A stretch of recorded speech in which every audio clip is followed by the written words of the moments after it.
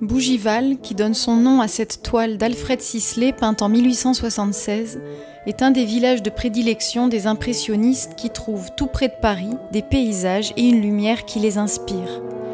La région est devenue l'atelier à ciel ouvert de Monet, Renoir, Pissarro, Morisot, Sisley, qui installent leurs chevalets au bord de la Seine pour y peindre sur le motif.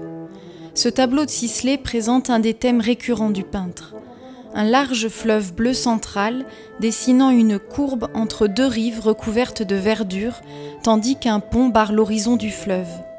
Ce grand pont, composé de 5 piles, n'est d'ailleurs pas celui de Bougival. C'est peut-être un peu plus loin, face au pont de Chatou, que Sisley a sorti ses pinceaux.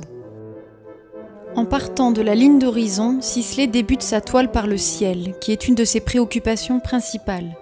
Ce vaste ciel bleu parcouru de quelques nuages cotonneux occupe les 2/3 de la composition. Jamais réduit à un simple fond, il est source de lumière, de mouvement, de changements qui ont une incidence directe sur le reste du paysage. Le peintre saisit les effets fugitifs du vent et de la lumière sur l'eau et les rives à l'aide de petites touches étirées juxtaposées. Si la Seine est à cette époque synonyme de guinguette, pique-nique, régate, Sisley délaisse ici les activités de la société aisée pour s'intéresser à l'activité commerciale du fleuve et à la construction humaine. En effet, la ligne courbe créée par le fleuve et le chemin du premier plan entraîne l'œil vers 2 sujets. Le pont, dont les piles reprennent les tons sable de la rive, et le bateau à vapeur, au milieu de l'eau, qui achemine probablement des marchandises entre la capitale et la Manche. Il se distingue clairement par ses tons rouges, rappelant ceux des toits des maisons en arrière-plan, qui contrastent avec les couleurs dominantes bleues et vertes du tableau, et par sa cheminée verticale, crachant une fumée qui établit un lien avec le ciel et ses nuages. D'autres bateaux, des petites barques et un voilier constituant des moyens de transport plus traditionnels sont peints à côté de façon beaucoup plus allusive.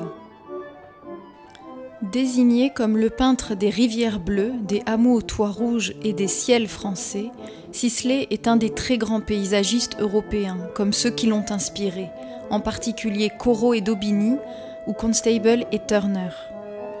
Pourtant, Sisley demeurera pauvre jusqu'à sa mort, sans connaître la gloire de ses compagnons impressionnistes, Monet, Renoir, Degas, peut-être parce qu'il est resté plus discret, saisissant inlassablement la sérénité des paysages plutôt que la société de son temps. Il occupe néanmoins une place incontestable dans l'histoire de l'impressionnisme. D'ailleurs, lorsque le jeune Matisse demande à Pissarro de lui citer un peintre véritablement impressionniste, il répond sans hésiter Sisley.